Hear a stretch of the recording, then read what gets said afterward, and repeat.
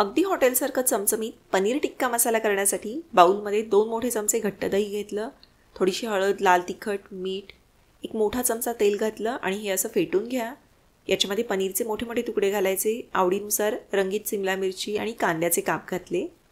हा असा सगळा मसाला लावून घेतला आणि स्क्युअरला याप्रमाणे असं कांद्याचे काप, सिमला मिरचीचे काप, पनीरचे तुकडे लावून घेतले. गॅसवर सगळ्या बाजूंनी हे असं फिरवत फिरवत भाजून घ्या. कडा छान भाजल्या जातील असं हे भाजून घेतलं. ग्रेव्हीसाठी आपण वापरणार आहोत सुहानाचं पनीर टिक्का मसाला मिक्स. संपूर्ण पॅक बाउलमध्ये काढलं. याच्यामध्ये सगळे गरम मसाले, लाल तिखट, मीठ, हळद अगदी सगळं घातलेलं आहे. त्याच्यामुळे दुसरं काहीही घालायची आवश्यकता नाही. अर्धा कप दूध याच्यामध्ये घातलं आणि हे मिक्स करून घ्या. पॅनमध्ये 2 मोठे चमचे तेल गरम केलं. 2 टोमॅटोची प्युरी याच्यामध्ये घातली आणि 5 मिनिटं छान असं परतून घ्या. आता याच्यामध्ये सुहानाचं पनीर टिक्का मिक्स घातलं. 2 ते 3 मिनिटं चांगलं शिजवून घेतलं. गरजेनुसार पाणी घालायचं.